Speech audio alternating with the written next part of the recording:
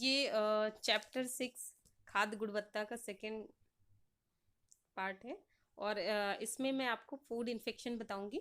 ठीक है। Food infection खाद्य संक्रमण रोगाणु जीवों की शरीर में प्रवेश से उत्पन्न होता है। ठीक है, जो वहां पहुंचकर संख्या में बढ़ते हैं, मल्टीप्लाई होते रहते हैं और रोग उत्पन्न करते हैं। ठीक है, तो एग्जाम्पल है जैसे साल्मोनेला। ठीक, तो ये जो जीवाणु रोगाणु होते हैं ये फूड में आके और फिर इन्फेक्शन वो पैदा करते हैं। ठीक है, वो वहां पे जीवाणु 1 या 2 की संख्या में नहीं बढ़ते बल्कि मल्टीप्लाइड होते रहते हैं। ठीक है, अब हम साल्मोनेला की विशेषताएं देखते हैं। यह जीव जंतुओं की आंत्र यानी इंटेस्टाइन में उपस्थित रहता है। ठीक है, और गर्म करने पर साल्मोनेला नष्ट हो जाता है। ठीक है, इस बात को ध्यान रखना है क्योंकि ये अक्सर ऑब्जेक्टिव क्वेश्चन पूछते हैं, गर्म करने पे कौन सा नष्ट होता है जीवाणु। ठीक है, और 20 मिनट में इनकी संख्या दुगनी हो जाती है। ठीक है, और पाक क्रिया में कुछ अवशेष इनके बचते हैं और ज़्यादातर ये खत्म हो जाते हैं पाक क्रिया के दौरान। ठीक, तो ये जो साल्मोनेला होते हैं ये जीव जंतुओं के ज़्यादातर आंत में पाए जाते हैं, इसलिए जो नॉन वेज जो लोग खाते हैं और कई बार उसी चाकू से काटते हैं और उसी चाकू से फिर सलाद वगैरह काट लेते हैं तो वहां पे पैदा होने के चांसेस होते हैं। साल्मोनेला की विशेषताएं क्या है? ये संदूषण से फैलता है। ठीक है, कंटेमिनेशन से फैलता है। कंटेमिनेशन जो अभी मैंने आपको बताया, जैसे किसी चॉपर से अगर किसी चाकू से नाइफ से अगर कट किया गया है कोई भी नॉनवेज सामान और उसी से जब थोड़ी देर रखा रहता है और उसी से अगर सैलेड वगैरह काट लेते हैं तो फिर ये जीवाणु फैलने के चांसेस होते हैं। ठीक है, कच्चा दूध, कच्चा मांस, कच्चा अंडे, इन सब में होने के चांसेस होते हैं साल्मोनेला। ठीक है, और गर्म करने पे साल्मोनेला नष्ट हो जाता है। ठीक है, ये जीवाणु गर्म करने पे नष्ट हो जाता है। चलिए अब आगे हम देखते हैं।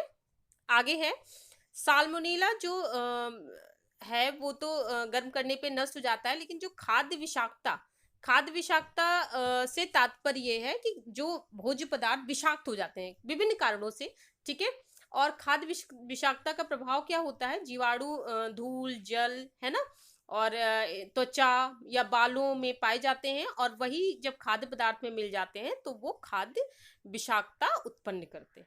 ठीक है, ये कई तरह से ये फूड पॉइजनिंग होती है और फूड पॉइजनिंग में कई बार वॉमिटिंग, डायरिया और ये सारी चीजें होने के चांसेस होते हैं। ठीक है, अब हम आगे देखते हैं कि परजीवी पनपने के लिए उत्तरदायी कारक कौन कौन से होते हैं। तो एक तो मानव परपोषी, जैसे मैंने बताया किसी के बाल में या किसी के त्वचा में, है ना, रहते हैं, या फिर एनिमल होस्ट यानी जो चूहे हैं, है ना, या फिर कोई जीवाणु द्वारा एनिमल द्वारा कुछ दूषित करना अनाज वगैरह। ठीक है, उसके अलावा क्लाइमेट चेंज की वजह से भी, और इसके अलावा फूड होल्डिंग मतलब एक जगह से दूसरा जगह ले जाने में जो दूषित होता है वो अलग, और उसके अलावा रोगाणुओं की पारस्परिक क्रियाओं से भी होता है। इसके अलावा आनुवंशिक विनिमय की वजह से भी परजीवी पनपने के चांसेस होते हैं। ये सारे जो कारक हैं ये प्रभावित करते हैं किसी भी परजीवी के पनपने के। ठीक है, इसमें क्या है कि क्लाइमेट चेंज जो है इसमें जैसे बहुत ज्यादा गर्मी में, है ना, कोई सामान खराब हो जाता है जब या बहुत इसलिए बहुत ज्यादा गर्म या बहुत ज्यादा ठंड में ही यानी फ्रीज कर देना चाहिए या फिर पका देना चाहिए तो सामान खराब नहीं होता।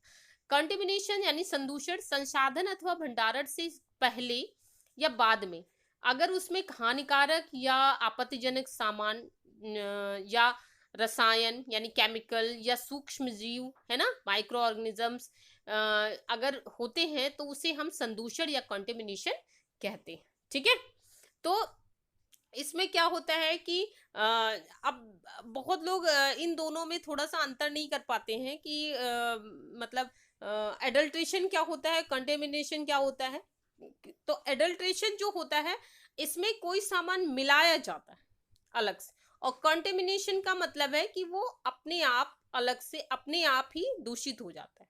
ठीक है, अब अपमिश्रण यानी मिलावट की बात करें तो अपमिश्रण क्या है, वो जानबूझ के मिलाना होता है, ठीक है। ये बेईमानी करने, सस्ता सामान बनाने या नकली सामान तैयार करने में ऐसा होता है, ठीक है। जानबूझकर या संयोगवश, है ना, कोई सामान जब मिला दिया जाता है और खाद्य पदार्थ का जो संगठन है वो बदल जाता है ना, तो उसको हम कहते हैं अपमिश्रण या एडल्ट्रेशन। जैसे दूध में पानी की मिलावट, है ना, इस तरह से चाय पत्ती में मिलावट होती है, जैसे लोहे के चून की मिलावट कर देते हैं चाय पत्ती में, या बनी हुई चाय पत्ती मिला देते हैं, है ना।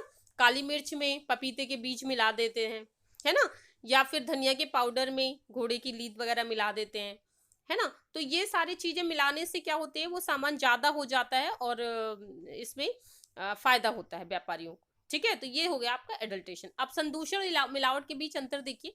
संदूषण यहाँ देखिए, दूध में एडल्ट्रेशन यानी स्टार्च मिलाया जा रहा है और पाउडर मिलाया जा रहा है और साथ में पानी मिलाया जा रहा है, ठीक है। तो ये तो हो गई मिलावट। और कॉन्टेमिनेशन देखिए, दूध रखा है काफी देर तक, तो जब काफी देर तक रखा है नॉर्मल टेम्परेचर पर, ना बहुत, जब अगर उसे गर्म कर दिया जाएगा, पास्चराइज कर दिया जाएगा, तब तो नहीं खराब होगा, लेकिन अगर वैसे रखा है तो वो संदूषित हो जाता है। तो आपको अंतर समझ में आ गया होगा। अब हम देखते हैं खाद्य गुणवत्ता क्या होती है। खाद्य गुणवत्ता उन गुणों की ओर संकेत है जो उपभोक्ताओं के लिए उत्पादों के गुणों को प्रभावित करती है, ठीक है। नकारात्मक गुण क्या क्या होते हैं? नकारात्मक गुण होते हैं सड़ना, संदूषण, अपमिश्रण, खाद्य सुरक्षा खतरे आदि, ठीक है। और सकारात्मक गुण होते हैं रंग, सुगंध, बनावट आदि, ठीक है। तो इस तरह से ये हो गई आपकी खाद्य गुणवत्ता। खाद्य गुणवत्ता यानी किसी भी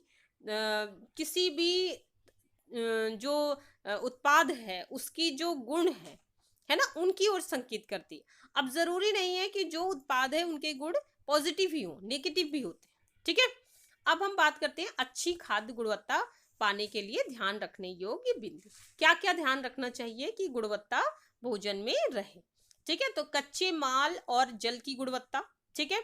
दूसरी मतलब कच्चे माल और जल बहुत ही मतलब प्योर होना चाहिए, ठीक है। परिसर, कर्मचारी, उपकरण, खाद्य निर्माण और भंडारण क्षेत्र की स्वच्छता, इन सब चीजों की स्वच्छता की ध्यान रखना चाहिए।